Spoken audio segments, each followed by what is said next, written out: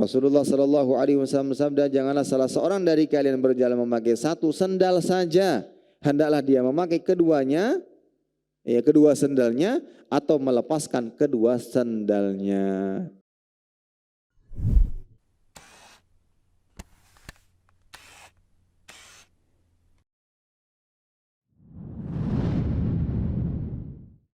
Bismillahirrahmanirrahim. Assalamualaikum warahmatullahi wabarakatuh.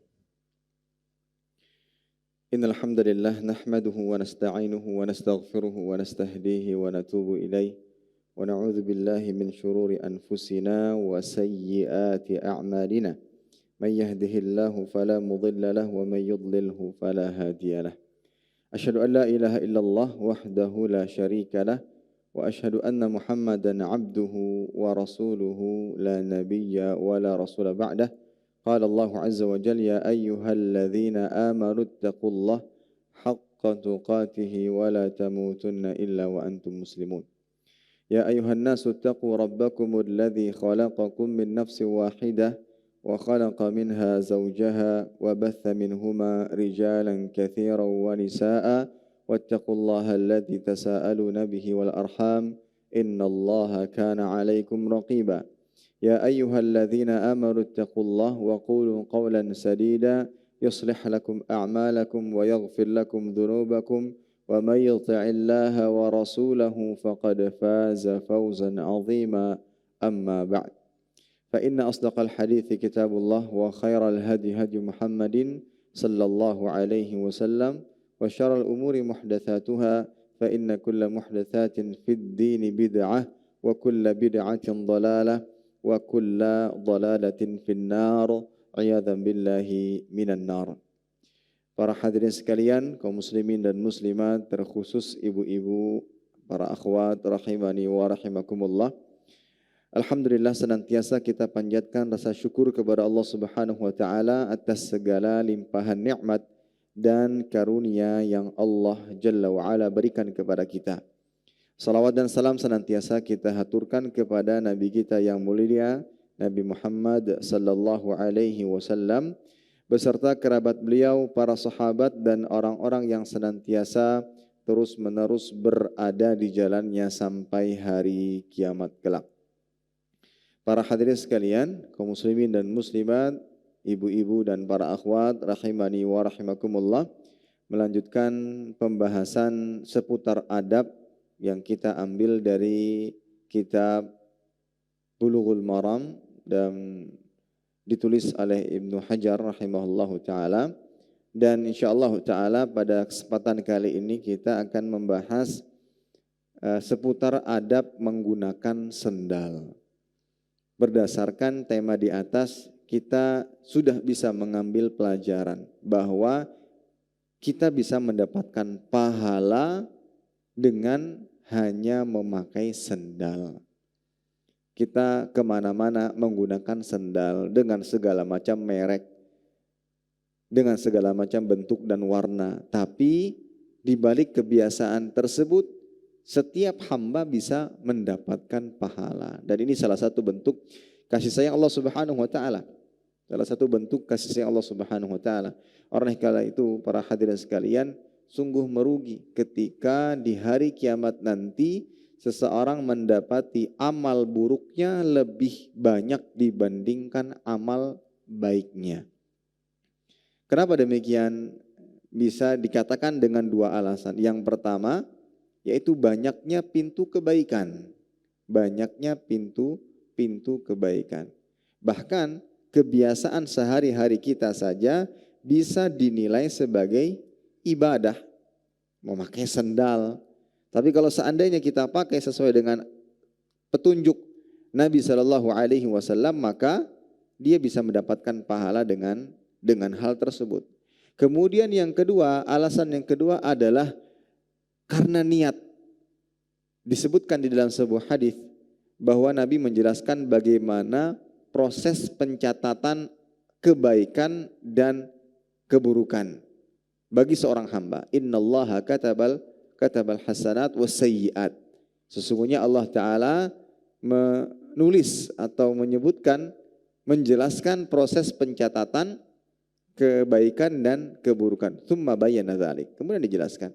Dan disebutkan di awal, seseorang yang niat melakukan kebaikan dan tidak melakukannya, dia mendapatkan satu pahala yang sempurna. Kemudian apabila ia melakukannya, berniat baik dan melakukannya, maka dia mendapatkan pahala yang dilipat gandakan menjadi 10 kebaikan dan dilipat gandakan lagi menjadi 700 kebaikan dan kebaikan yang lebih banyak.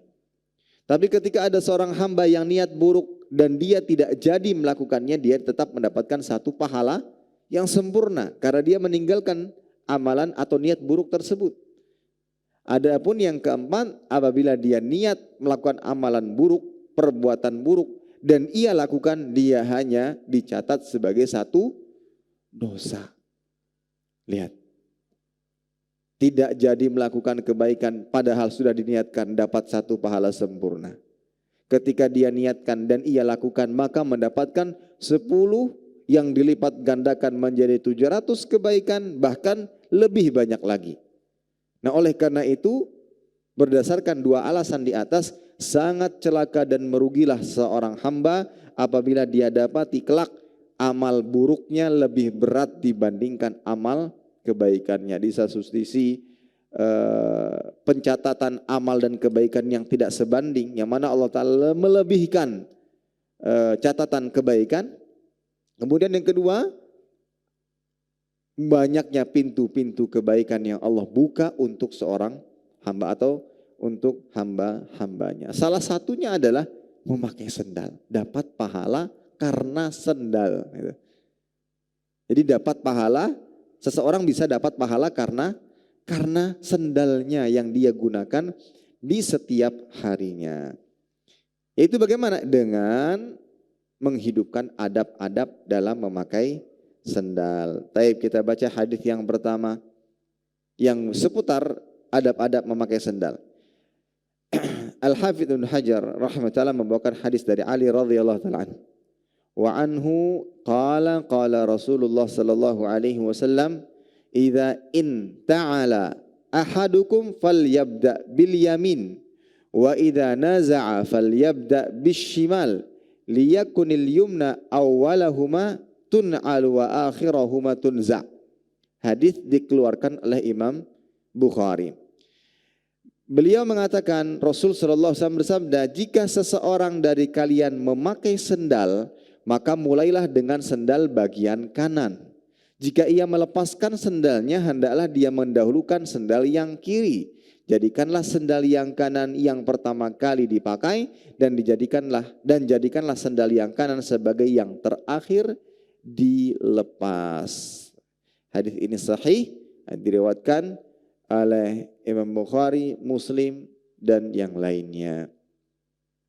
Baik, para hadirin sekalian, hadis ini juga merupakan salah satu pijakan dari kaidah umum yang disebutkan oleh para ulama, yaitu merupakan sunnah Rasul Sallallahu Alaihi Wasallam adalah satu, mendahulukan yang kanan dalam perkara-perkara yang baik dan memiliki keutamaan.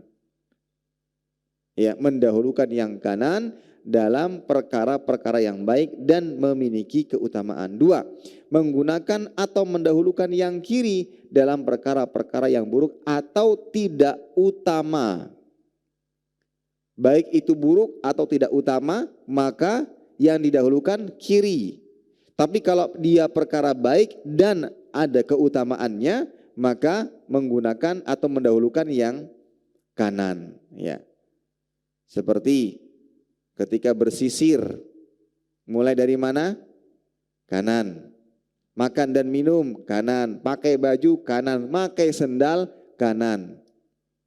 Ketika ingin mendahulukan yang kiri, ya bersuci dari kotoran, masuk ke dalam WC, mengambil barang-barang yang kotor, maka mendahulukan yang kiri. Nah, seperti itu. Dalam sebuah hadis dari Aisyah radhiyallahu taala anha, beliau mengatakan, "Kana Nabi sallallahu alaihi wasallam yu'jibuhu tayammun fi tana'ulihi wa tarajjulihi wa tuhurihi wa fi sya'ni kullih." bahwa Rasulullah Shallallahu Alaihi Wasallam senang sekali mendahulukan bagian kanan dalam memakai sendal, menyisir rambut, bersuci, dan dalam segala perkara dalam tanda kutip yang baik dikeluarkan oleh Imam Bukhari. Jadi ketika itu adalah perkara-perkara yang baik, maka jadikan yang pertama kali adalah kanan dan jadikan kanan untuk terakhir kalinya ketika melepasnya. Ya. Begitu pula kebalikannya, apabila itu adalah perkara yang buruk dan tidak utama, maka jadikan yang pertama kali adalah kiri dan kanan yang terakhir itu. Ya. Ini para hadirin sekalian yang Allah Subhanahu wa taala. Dan ini merupakan dalil bahwasanya segala perkara-perkara yang baik tadi ya merupakan perkara yang harus didahulukan dengan bagian kanan ya. Seperti disebutkan dalam hadis, bersisir, memakai sendal, memakai baju, makan dan minum menggunakan tangan kanan. Baik, dari Anas bin Malik, lamma rama Rasulullah sallallahu alaihi wasallam al-jamrata wa nahara nusukah wa halaka nawal al-halik shiqqahu al-ayman فحلقه ثم دعا أبا طلحة الأنصاري فأعطاه إياه ثم ناوله الشق الأيسر فقال احلق فحلقه ثم أعطاه أبا طلحة فقال اقسمه بين الناس. Tatkala Rasulullah Shallallahu Alaihi Wasallam melempar jamarat dan menyembelih onta-onta ya dan mencukur rambut beliau gundul, maka beliau menyodorkan kepada sang penyukur bagian kanan agar didahulukan ya untuk digunduli.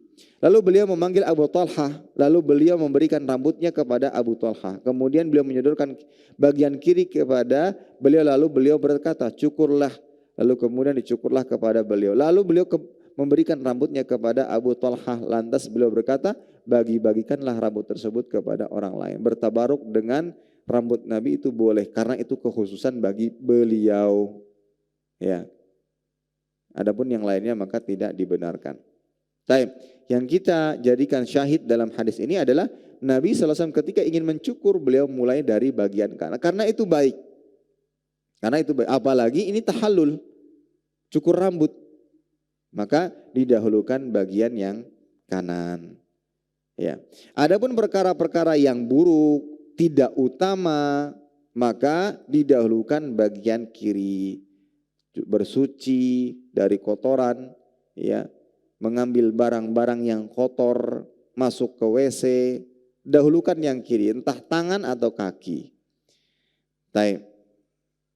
Nah, salah satu anjuran bahkan sunnah Nabi Shallallahu Alaihi Wasallam dalam perkara mendahulukan yang kanan dalam perkara yang baik adalah dalam menggunakan sendal, gitu, ya.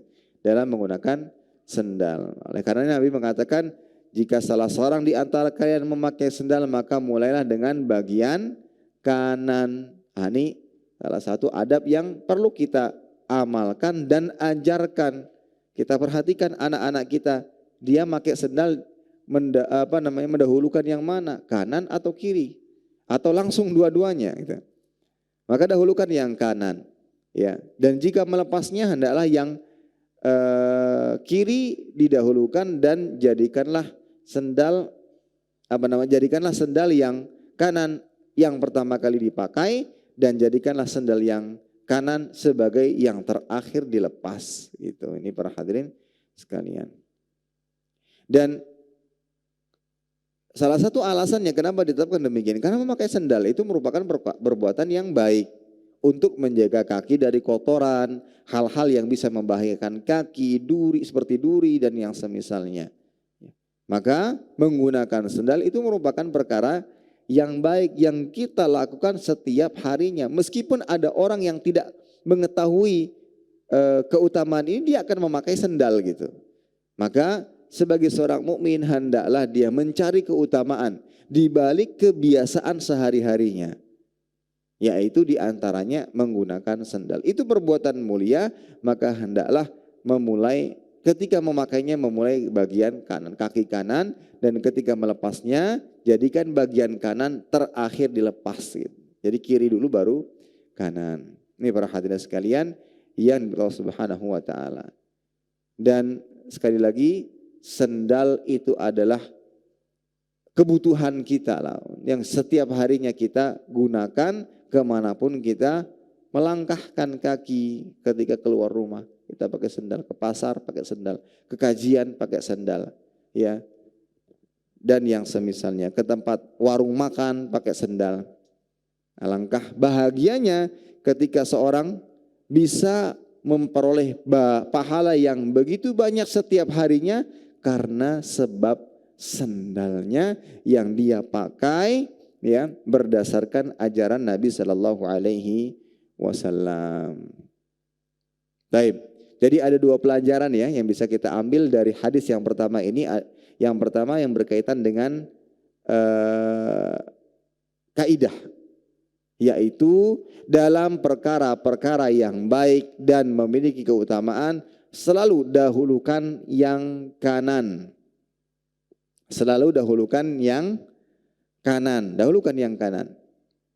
Tetapi kalau dalam perkara-perkara yang buruk atau tidak utama, maka dahulukan yang kiri. Itu dijadikan sebuah kaidah berdasarkan hadis-hadis yang disebutkan tadi. Termasuk hadis yang dijadikan landasan kaidah di atas adalah hadis bab. Ya, hadis bab. Kemudian yang kedua yang bisa kita ambil adalah salah satu adab memakai sendal adalah mendahulukan kaki kanan dulu, baru kaki kiri. Ketika melepasnya, kebalikannya. Kaki kiri dulu, baru kaki kanan. Kenapa demikian? Karena memakai sendal merupakan perkara yang baik. Karena sendal itu berfungsi untuk menjaga kaki kita dari yang bisa membahayakannya. Dari kotoran kah, duri-duri, beling, paku, dan yang semisalnya. Maka menggunakan sendal baik. Oleh karena itu ketika ingin memakainya, dahulukan kaki kanan. Nah, ketika ingin melepasnya, berarti kan kita melepas sendal. Padahal itu baik, maka kita dahulukan yang kiri. Nah, itulah kalau seandainya kita ingin bertanya, kenapa alasannya? Tapi meskipun tidak demikian, maka sami'na wa ata'na. Kita dengar dan kita patuh. Yang jelas, adab dalam menggunakan sendal berdasarkan sabda Nabi Sallallahu Alaihi Wasallam yang sahih, petunjuk beliau, ajaran beliau adalah dengan mendahulukan kanan ketika memakai dan melepas mendahulukan yang kiri. Baik, ini para hadirin sekalian, kaum muslimin dan muslimat, rahimani wa rahimakumullah. Dalam pengaplikasian kaidah untuk hal-hal baik dahulukan kanan, untuk hal-hal yang tidak baik dahulukan yang kiri. Nah, bagaimana dalam masalah-masalah berikut?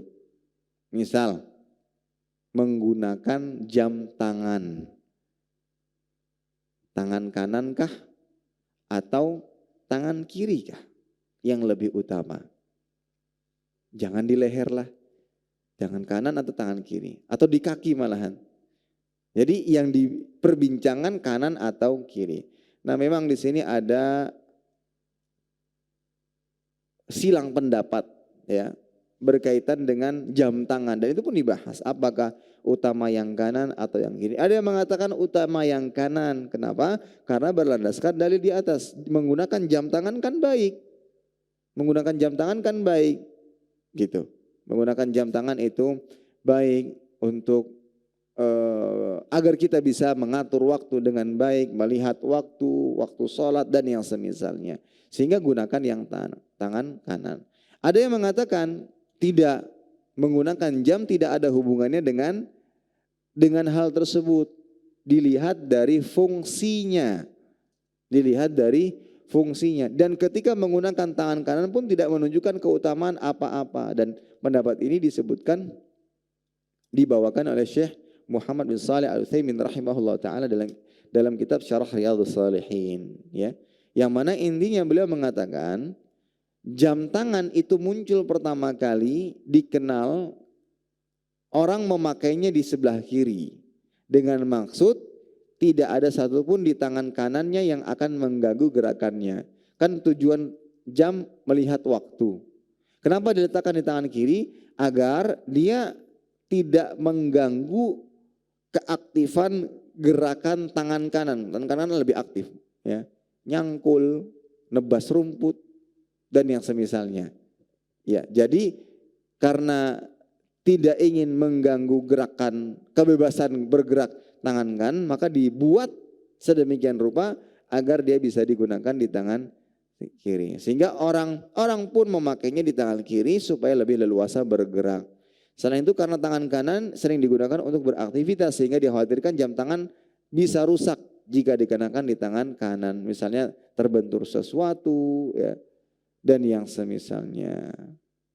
Dan mereka berpendapat bahwa menggunakan jam tangan ini ya luas.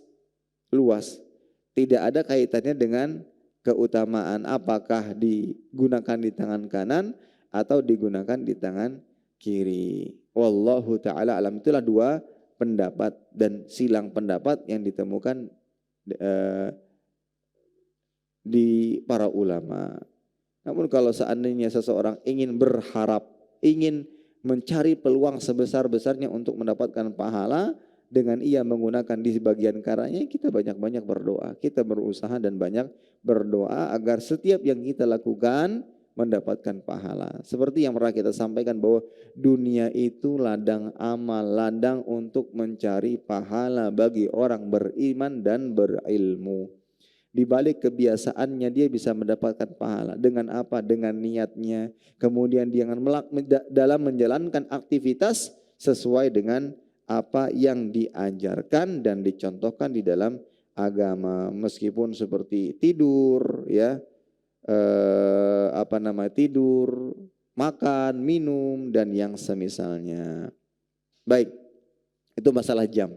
Sekarang sikat gigi ini juga termasuk yang, atau sebelum itu cincin loh, pakai cincin. Bagusan mana? Tangan kanan atau tangan kiri? Tangan kanan atau tangan kiri. Pertama, para ulama menjelaskan bahwa seseorang dibolehkan untuk menggunakan tangan kanankah di tangan kirikah? Atau jari-jari ya, jari-jari kanan atau kiri, boleh. Sehingga yang khilaf itu adalah afdoliyah. Afdoliyah, mana yang lebih afdol? Untuk laki-laki ada larangan menggunakan di jari-jari tengah, ya, dan lainnya. Yang boleh di jari manis ya. Itu untuk laki-laki. Tapi kalau untuk perempuan ya silahkan. Untuk perempuan silahkan mau dipakai di jari manapun. Nah sekarang yang kita bicarakan tuh kanan atau kiri, gitu. Kanan atau kiri. Jadi khilafnya itu khilaf yang paling afdol yang mana? Kalau seandainya mau kiri ya silahkan, kanan ya silahkan. Tapi yang afdol yang mana?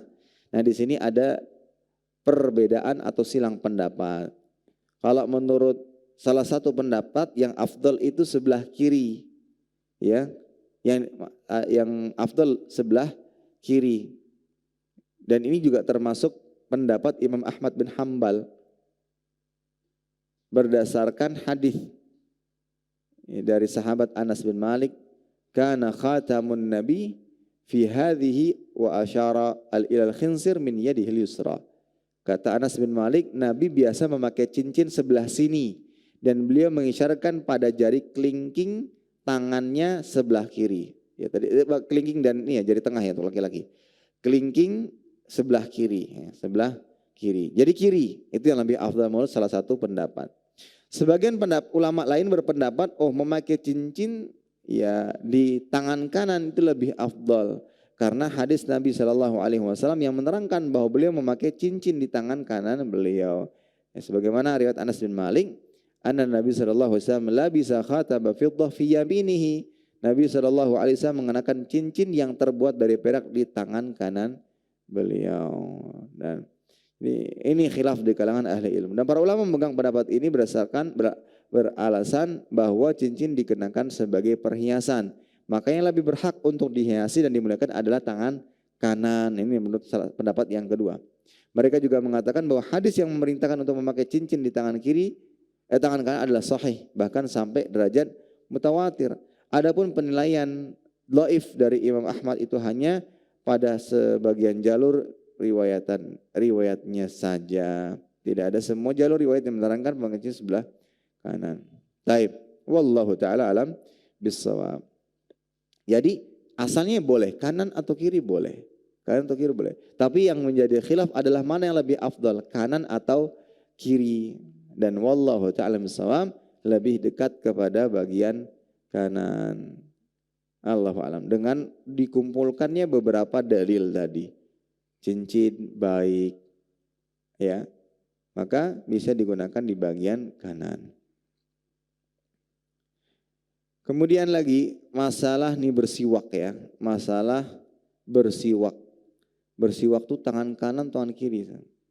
Bersiwak kan membersihkan gigi, kan ada kotoran gigi gitu. Jadi ada yang memandang bahwa ya siwak ya tangan kiri lah, sebagaimana kita membersihkan kotoran. Dan ada yang mengatakan tidak, bersiwak itu perbuatan yang disukai. Sehingga itu adalah hal yang baik. Maka dia menggunakan tangan kanan. Baik, kita baca. Jadi para ulama itu berbeda pendapat tentang manakah yang lebih utama. Bersiwak dengan tangan kanan atau tangan kiri. Sebagian berpendapat bersiwak bukan termasuk hal yang kotor. Sehingga dianjurkan dengan tangan kanan. Bukan dengan tangan kiri. Dari Abu Musa al-Asy'ari, beliau mengatakan, "Ataitun Nabi sallallahu alaihi wasallam fawajadtuhu yastannu bisiwakin biyadihi yaqul was-siwaku fi ka'annahu yatahawwa." Aku mendatangi Nabi sallallahu alaihi wasallam, aku mendapati beliau menggosok gigi dengan kayu siwak di tangannya. Beliau mengeluarkan suara sedangkan kayu siwak masih berada di mulutnya seolah-olah beliau hendak muntah. Imam Bukhari meletakkan hadis ini dalam bab bersiwaknya pemimpin di hadapan rakyatnya. Rasul sallallahu alaihi wasallam adalah seorang pemimpin dan beliau sallallahu alaihi wasallam bersiwak ketika berada di tengah-tengah jemaah sahabatnya. Oleh karena itu bersiwak bukanlah termasuk hal yang kotor berdasarkan hadis tadi. Sehingga jika ada seorang yang bersiwak di sebuah pertemuan majelis tidak boleh dicela dengan mengatakan bahwa bersiwak itu termasuk hal yang kotor atau menjijikkan. Jika termasuk hal kotor, Nabi SAW tidak akan melakukannya di hadapan manusia. Dan disinilah kemudian diambil kesimpulan bahwa bersiwak itu hendaknya dengan tangan kanan. Nah itulah cara memahami permasalahan ini dari para ulama. Kemudian yang kedua, para ulama yang mengambil pendapat ini, pendapat yang kedua adalah mengatakan bahwa yang lebih utama adalah bersiwak dengan tangan kiri. Dan inilah pendapat yang terkenal, masyhur dalam mazhab Hambali. Mazhab Hambali itu kalau siwak tangan kiri gitu lah. Hal ini karena bersiwak termasuk bagian dari membersihkan kotoran dan bau dari mulut. Dan menghilangkan kotoran adalah dengan tangan kiri sebagaimana ketika istinja. Ya. Nah, itu kalau menurut mazhab Hambali. Pendapat yang kedua. Adapun dari mazhab Maliki, mereka merinci. Mereka mengatakan jika siwak bertujuan untuk membersihkan mulut seperti ketika bangun tidur dan menghilangkan sisa makan atau minuman di dalam mulut, maka hendaklah dengan tangan kiri. Hal ini karena siwak ketika itu termasuk bagian dari menghilangkan atau membersihkan kotoran. Adapun jika bertujuan untuk murni ketaatan seperti bersiwak ketika hendak wudu untuk mendirikan sholat, maka hendaknya dengan tangan kanan. Hal ini karena siwak dalam kondisi seperti ini bertujuan untuk melaksanakan sunnah Nabi Sallallahu Alaihi Wasallam. Dan ada perkataan dari Syekh Muhammad bin Shalih Al-Utsaimin, terdapat kelonggaran dalam masalah ini karena tidak adanya dalil yang jelas. Jadi kalau Syekh Utsaimin mengatakan ya monggo mau tangan kanan, tangan kiri, atau dibuat rinci sebagaimana pendapat Imam Malik. Kalau sikat gigi baru bangun tidur kan membersihkan bau mulut. Gosok gigi habis makan kan membersihkan mulut dari kotoran mulut. Maka dengan tangan kiri. Karena sifatnya membersihkan dari kotoran. Tapi kadang kita siwak. Siwak itu karena ingin mengamalkan sunnah Nabi sallallahu alaihi wasallam, laula an asyqa ala ummati la amartuhum bis siwak inda kulli wudu au kulli shalah, dalam riwayat yang lain. Kalau seandainya siwak itu tidak memberatkan umatku, niscaya aku akan perintahkan mereka untuk bersiwak setiap kali berwudu atau dalam riwayat lain setiap kali sholat. Jadi jangan aneh ketika ada yang mau sholat siwakan. Tapi pakai kayu, bukan pakai sikat gigi yang biasa kita kenal ya. Pakai kayu siwak namanya, kayu arok. bersiwak itu sebelum sholat. Nah itu jangan dicela karena dia mengamalkan apa yang dilakukan oleh Nabi Shallallahu Alaihi Wasallam. Nah jika memang murni untuk mengamalkan hadis-hadis tadi, maka tidak apa-apa pakai tangan kanan, itu menurut Imam Malik. Tapi kalau seandainya fungsinya untuk betul-betul membersihkan kerang-kerang atau karak-karak gigi, jadi mengusir gigi, maka dengan tangan kiri. Wallahu a'lam bissawab. Nah itulah beberapa permasalahan yang berkaitan dengan kanan atau kiri, mana yang lebih utama dan mana yang lebih afdal. Baik, para hadirin sekalian, kaum muslimin dan muslimat, ibu-ibu, para akhwat rahimani wa rahimakumullah. Lanjut kepada hadis berikutnya yang masih membicarakan tentang adab memakai sendal, ya. Adab memakai sendal. Kita bacakan hadisnya dari Ali bin Abi Thalib radhiyallahu anhu. Beliau berkata, qala Rasulullah sallallahu alaihi wasallam, la yamshi ahadukum fi na'lin wahidah wal yun'ilhuma jami'an aw liyakhla'huma jami'an, muttafaqun alaihima. Rasulullah Shallallahu Alaihi Wasallam bersabda, janganlah salah seorang dari kalian berjalan memakai satu sendal saja, hendaklah dia memakai keduanya, kedua sendalnya, atau melepaskan kedua sendalnya.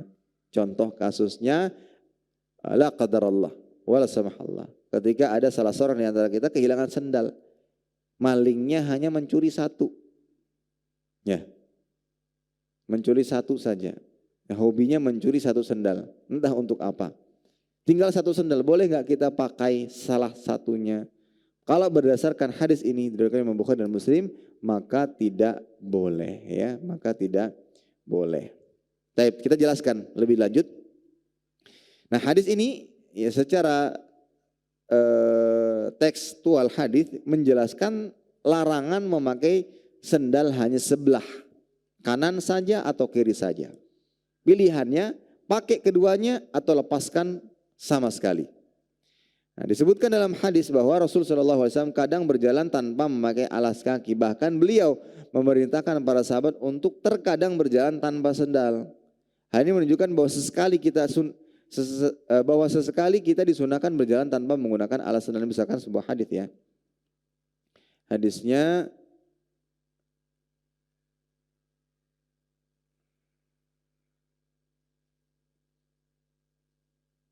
dari Abdullah bin Buraidah, beliau mengatakan, qala rajulun li Fadalah bin Ubaid, ma li araka sya'ithan.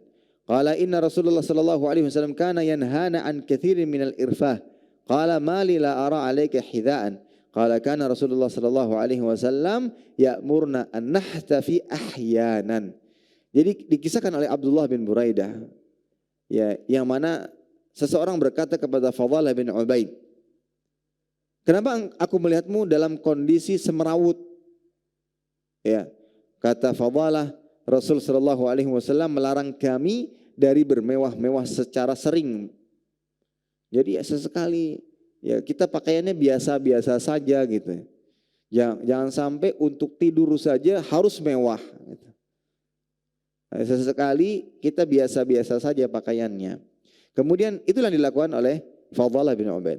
Dan kemudian ditanya lagi, kenapa aku melihatmu tidak memakai sendal? Maka Fadhal mengatakan, Rasul sallallahu alaihi wasallam memberitahukan kami untuk tidak memakai sendal kadang-kadang. Ya kalau mungkin kita di rumah nggak pakai sendal, kayak seperti itulah. Ya. Riwayat ini menunjukkan terkadang seseorang tidak memakai sendal lantas berjalan di luar agar tidak terlalu terlihat necis, ya, dan tidak berlebihan mencintai dunia yang akan ia tinggalkan. Nah itu para hadirin sekalian, dalil yang menunjukkan bahwa boleh terkadang tidak, bahkan disunahkan terkadang tidak menggunakan sendal. Nah, adapun tentang illah atau sebab dilarangnya memakai satu sendal saja, kenapa sih dilarang? Di sini para ulama berbeda pendapat. Pendapat pertama menyatakan bahwa kita dituntut untuk berbuat adil dalam segala hal, termasuk berbuat adil terhadap anggota tubuh kita. Maka tidak boleh bagi kita memakai sendal hanya salah satunya saja, sementara yang lainnya tidak digunakan. Kemudian pendapat kedua mengatakan jika hanya memakai satu sendal saja, dikhawatirkan kaki yang satunya akan terkena gangguan, tertusuk paku atau duri. Oleh karena itu diperintahkan untuk memakai sendal pada kedua kaki. Namun pendapat kedua ini kurang kuat Karena Rasul SAW membolehkan berjalan bahkan dengan melepas kedua sendal sekaligus. Jadi pendapat kedua kurang tepat karena adanya hadis tadi dari Abdullah bin Buraidah bahwa terkadang Nabi memerintahkan dan menganjurkan melepas sendal kadang-kadang. Pendapat yang ketiga mengatakan bahwa ilatnya karena berjalan dengan satu sendal saja akan menarik perhatian. Sedangkan kita diperintahkan untuk menjauhi syuhrah, yaitu melakukan sesuatu perbuatan yang akan menarik perhatian dan menimbulkan ketenaran. Apalagi ketenaran dalam hal yang aneh seperti memakai sendal sebelah sendal. Ya. Syuhrah itu dilarang. Apa itu syuhrah? Kita memakai sesuatu yang asing di mata masyarakat. Seperti memakai pakaian, peci, sendal, dan yang semisalnya. Ya. Kita dilarang memakai pakaian yang syuhrah. Sebagaimana sabda Nabi, man labisa thawba syuhrah minad dunya albasahullah thawba madhallah yaumal qiyamah. Barang siapa memakai pakaian ketenaran di dunia, maka Allah akan memakainya pakaian kehinaan pada hari kiamat. Jadi enggak layak kita memakai pakaian yang bisa menarik perhatian karena ketenarannya. Ya, jadi bisa menarik perhatian orang lain karena syuhrah, aneh, unik, misalkan terlalu berlebihan, maka ini termasuk pakaian yang dilarang, ya. Dan di sini dijelaskan pakaian syuhrah itu seperti apa saja. Nah, ini ada beberapa penjelasan para ulama. Pakaian syuhrah itu pakaian yang terlalu indah dan mahal sehingga dijadikan sarana untuk berlebih-lebihan dan kesombongan. Itu pakaian syuhrah. Mahal banget, sangat indah dan bisa menjadi sarana untuk kesombongan, ya. Nabi berpesan walbasu malam yukhalidhu israfun wala makhilah. Pakailah pakaian yang tidak tercampur dengan sikap berlebih-lebihan dan kesombongan. Nah, itu dimaksud dengan pakaian syuhrah, ya, pakaian syuhrah. Ada lagi pakaian syuhrah juga termasuk di antara termasuk pakaian syuhrah adalah pakaian yang terlalu usang sehingga menarik perhatian karena syariat memerintahkan kita untuk memakai pakaian yang wajar dan sedang. Pakaian yang terlalu usang akhirnya menarik perhatian. Ini juga termasuk syuhrah, pakaian syuhrah yang dilarang. Sufyan Ats-Tsauri berkata, "Kanu yakrahuna syuhratain. Athyabul jihad allati yushtaharu fiha wa yarfa'u an-nas fiha absarahum wa thiyabur radi'ah allati yuhtaqar fiha wa yustadhal dinuh."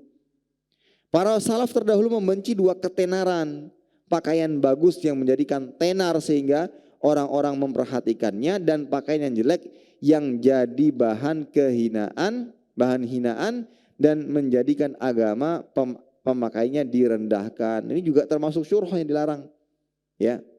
Dan ketiga, pakaian yang modelnya aneh, ya, tidak sesuai dengan adat pakaian masyarakat setempat. Ini juga termasuk syuhrah. Jadi ada tiga, ya. Syuhrah itu apa? Terlalu mewah, terlalu indah, akhirnya membuat sombong, itu syuhrah. Yang kedua malah terlalu buruk, malah menarik perhatian orang lain, yang membuat dia dicela, dihina, itu syuhrah. Atau yang ketiga pakaian yang modelnya asing di tengah-tengah masyarakat. Misal kita pakai jubah, ya, laki-laki jubah ke kampung, dusun yang sama sekali belum pernah lihat pakaian jubah. Yang mereka tahu pakaian yang sampai bawah itu daster untuk perempuan. Laki-laki nggak pernah pakai kayak gitu. Nah, sehingga pada saat itu kita dilarang untuk menggunakannya di tempat-tempat tersebut. Syuhrah. Kecuali saatnya syuhrahnya hilang. Misalkan daerah kita saat ini biasa melihatnya, maka tidak mengapa. Nah, termasuk juga di antara pendapat yang lain kenapa memakai satu sendal itu dilarang, dikhawatirkan itu bagian dari syuhrah. Karena mau nggak menggunakan pakaian yang aneh, jalan satu sendal dengan satu sendal, makanya dilarang, gitu ya. Kemudian ada lagi pendapat yang keempat menjelaskan kenapa sih dilarang pakai satu sendal, ya. Karena perbuatan ini termasuk meniru syaitan katanya. Inna syaitan yamshi bin na'lil wahidah. Sungguhnya syaitan berjalan hanya mengenakan satu sendal saja. Ini hadis dari Imam Tahawi ya, dan Syekh Albani menyatakannya sahih ya dalam kitab beliau As-Sahihah. Atau menyebutkan hadis ini dalam kitab beliau As-Sahihah. Wallahu a'lam. Ya. Baik, kita ketahui alasannya, hikmahnya ataukah tidak. Yang jelas ini termasuk adab yang diajarkan di dalam Islam. Hendaklah tidak memakai sendal hanya salah satunya saja. Kalau seandainya kita dapati salah satu sendalnya hilang, ya jangan dipakai. Manfaatkan untuk yang lain, ganjel meja kek atau apa kek. Sampai ya mungkin kita ketemu dengan sendal yang lain, ya kita ketemu sendal yang lain, kemudian maksudnya pasangannya, kemudian kita bisa gunakan. Ya ini para hadirin sekalian yang dimuliakan Allah Subhanahu wa taala. Baik. Jadi kembali hukum memakai sendal hanya satu, ya itu hukumnya terlarang. Ya, hukumnya terlarang. Meskipun ada yang mengatakan haram, ada yang mengatakan makruh, tapi yang jelas sebagai seorang hamba hendaklah kita berusaha untuk menghindarinya. Jangan malah kita bermudah-mudahan di dalamnya, kita menghindarinya. Kemudian tadi disebutkan illah sebab, ya.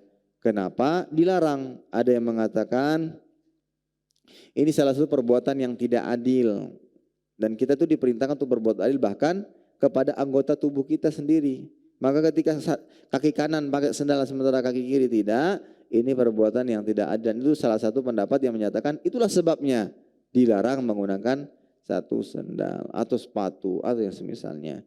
Ada lagi pendapat yang kedua karena dan ini kurang kuat ya. Kalau pakai salah satu sendal saja itu bisa menjadi penyebab yang lainnya kena luka. Nah, ini juga kurang kuat. Karena ada riwayat yang menyatakan Nabi SAW menganjurkan sunnah melepas sendal sesekali gitu. Kadang-kadang nggak pakai sendal, sunnah.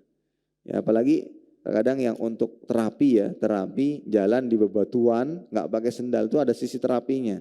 Itu.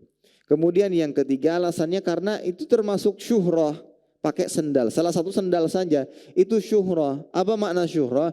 Syuhrah maknanya yang pertama adalah pakai pakaian terlalu mahal, terlalu indah, akhirnya membuat dia menjadi pusat perhatian dan menimbulkan kesombongan dan keangkuhan. Syuhrah itu terlarang. Atau yang kedua, syuhrah maknanya adalah pakaian terlalu jelek, terlalu buruk, juga menimbulkan perhatian, maka itu juga syuhrah. Atau yang ketiga makna syuhrah adalah dia memakai pakaian yang aneh, yang tidak pernah dilihat sebelumnya. Itu syuhrah. Nah termasuk juga pakai satu sendal ini termasuk syuhrah yang ketiga, aneh. Gitu loh. Jadi bisa menjadi penyebab. Ya, kemudian yang keempat, karena berdasarkan hadis Imam Tahawi tadi bahwa perbuatan itu meniru syaitan. Terlepas kita tidak tahu illahnya atau tidak, ya. Apakah kita tahu illahnya atau tidak, maka lebih baik lebih baik tetap ditaati itu. Ya.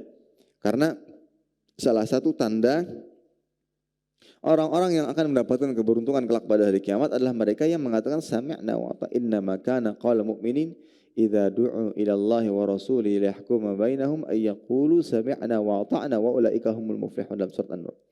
Barang siapa sesungguhnya ucapan orang-orang yang beriman apabila mereka diperintah, disuruh untuk untuk kembali kepada Rasulnya Sallallahu Alaihi Wasallam, menjalankan yang diperintahkan menjadi dilarang, mereka akan mengatakan sami'na wa ata'na, kami dengar dan kami patuh, dan itulah tanda orang-orang yang akan mendapatkan keberuntungan. Ya, itulah orang-orang yang akan mendapatkan keberuntungan. Jadi meskipun kita tidak tahu apa ya alasannya, kenapa sih nggak diperbolehkan, maka ya kita sudah sami'na wa ata'na, kita dengar dan kita patuhi, kita dengar dan kita patuhi, dan insya Allah dengan sebab itu seseorang akan mendapatkan keberkahan, ya, seseorang akan mendapatkan keberkahan. Ya, para hadirin sekalian yang dimuliakan Allah Subhanahu wa taala. Nah, itulah adab-adab menggunakan sendal, pakai sendal mulai dengan kaki kanan, dan ketika melepasnya gunakan yang kiri, ya, yang kiri. Kemudian jangan memakai salah satunya saja, pakai keduanya atau lepas keduanya, ya, pakai keduanya atau lepas keduanya. Dan ini sekali lagi bukti yang menunjukkan bahwa agama Islam itu adalah agama yang sempurna. Tidak ada satu hal kecuali telah dibahas di dalam agama Islam. Dan yang kedua adalah ini menandakan bahwa dunia itu adalah ladang untuk mendapatkan pahala bagi orang-orang beriman dan berilmu. Dia bisa dapat pahala karena sendalnya. Tiap hari kita pakai sendal. Sebentar lagi nanti sama-sama akan memakai sendal. Ya, ada yang mereknya paling murah, ada yang paling mahal, sedang. Tapi yang lebih afdal adalah bagi seorang yang dengan sendalnya dia bisa mendapatkan dan meraih pahala dengan niat dan juga menyesuaikan dengan apa yang diajarkan di dalam Islam, yang apa yang diajarkan oleh Nabi Sallallahu Alaihi Wasallam.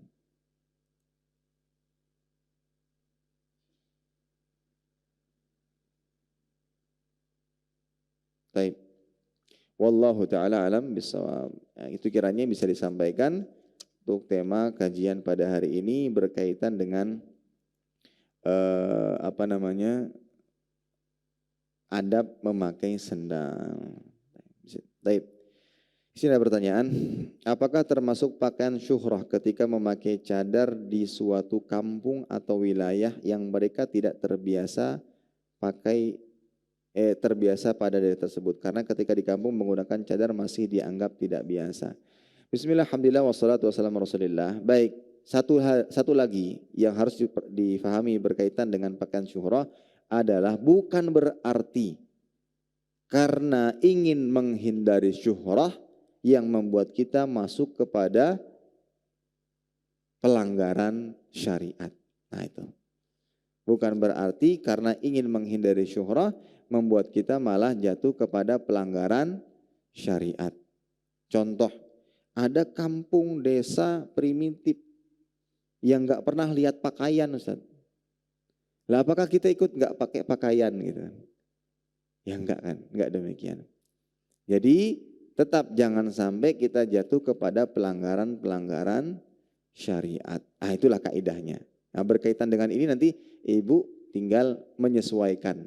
Ya, intinya jangan sampai karena ingin menghindari syuhrah, ya kita justru malah jatuh kepada pelanggaran syariat. Justru syuhrah justru itu yang harus dilakukan. Jangan sampai melanggar syariat.